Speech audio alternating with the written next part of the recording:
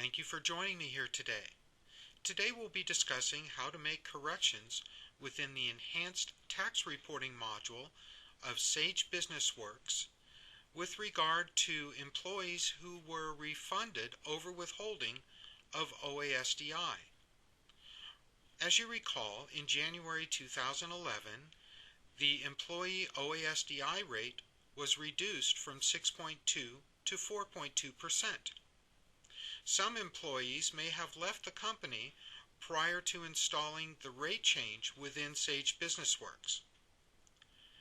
In our last tutorial, we discussed how to refund employees the overwithholding of OASDI, and as you recall, the employee that we refunded was Mr. Akins.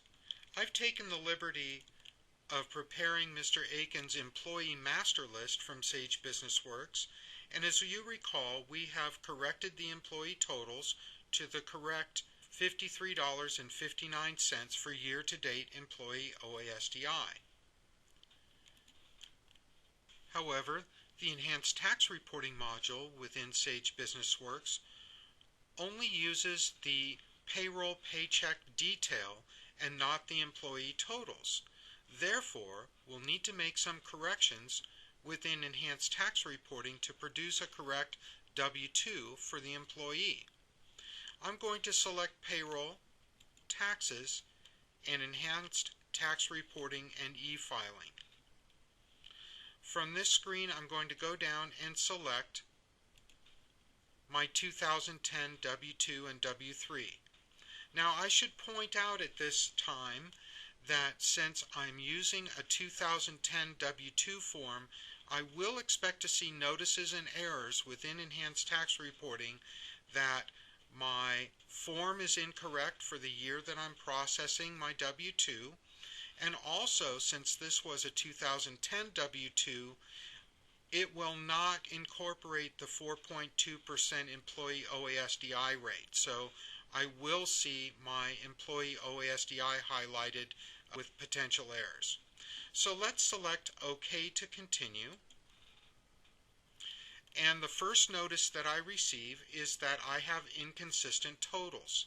This message is telling me that my payroll paycheck totals differ from my employee totals within the Sage Businessworks payroll module. And this would be correct because we did update and change Mr. Akins' employee totals to accommodate his refund for the overwithholding of OASDI.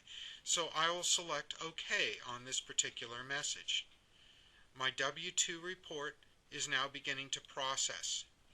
I'm going to select OK for my Social Security employer match. And here's my warning that I am processing W2s for the year 2011, but my form is 2010. For the purposes of this demonstration, I'm going to click on Continue. I'm also going to select to use my work in process since I've already tested this W2 report.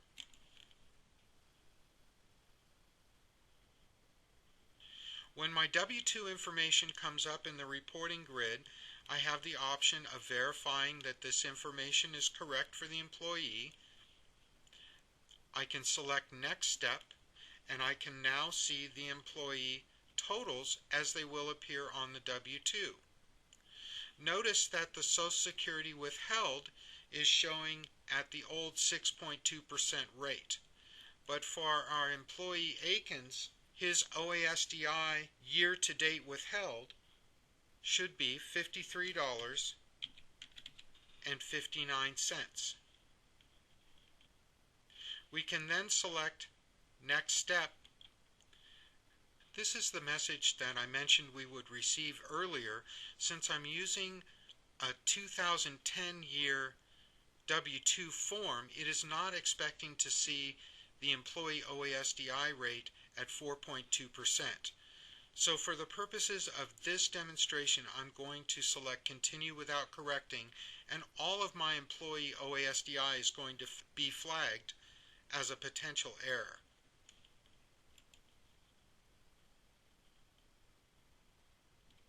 At this point, I can select to process my W-2s using the complete W-2 e-filing service, or I can select to print my own W-2s, deselect to e-file, and to print my own federal and state W-2s and also my employer copy. When I select Next, it will remind me of my e-filing opportunities. I can select Next and select Not to Include Divider Sheets.